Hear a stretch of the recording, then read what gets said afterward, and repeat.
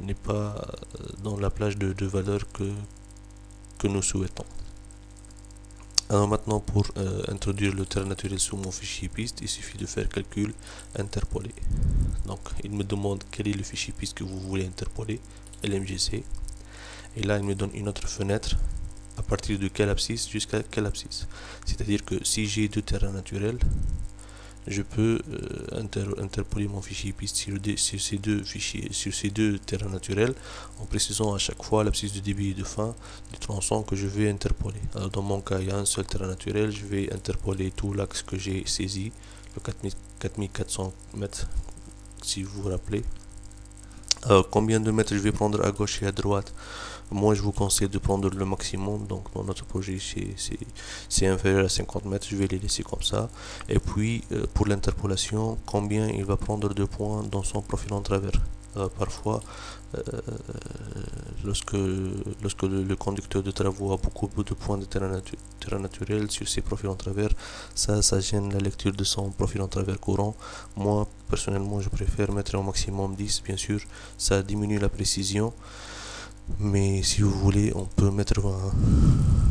Pourquoi pas? Ok. Donc 211 profils sur 211 profils. Ah, j'ai oublié une chose, il faut faire un zoom to.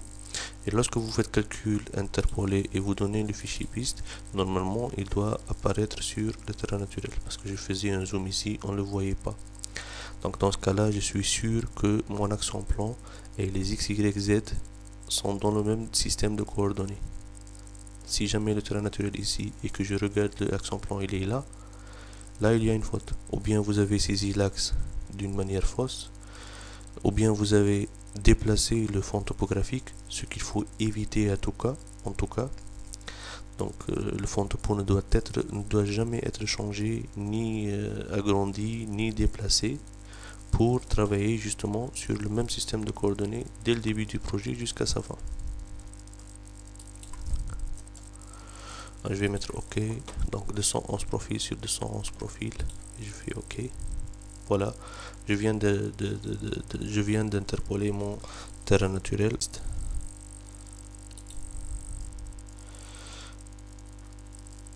Qu'est-ce qu'on voit ici? On voit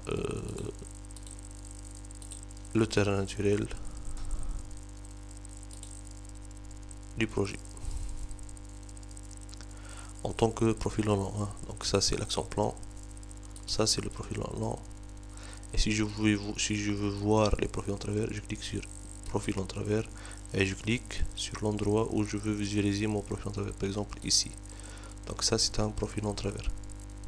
Donc si je fais profil défilement, je pourrais donc regarder les profils en travers défiler sur mon écran, et c'est une méthode pour détecter les points dans le Z est faux, les accidents dans le terrain naturel. Donc je conseille tout utilisateur qui a fait une interpolation de son fichier piste sur le terrain naturel, sur le fichier sec, de faire un défilement de tous ces profils en travers pour voir si jamais il y a une faute au niveau du terrain naturel, ce qui peut être grave parfois.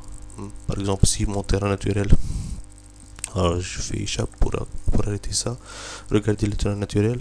Donc lorsque je place le curseur à peu près au même niveau, vous voyez à droite en bas S égale moins 2,149 et Z est égal 410,607. Donc au niveau de ce point là, je suis à moins 2 mètres 149 par rapport à l'axe. L'axe, bien sûr, c'est la ligne blanche interrompue que vous voyez au milieu de mon profil.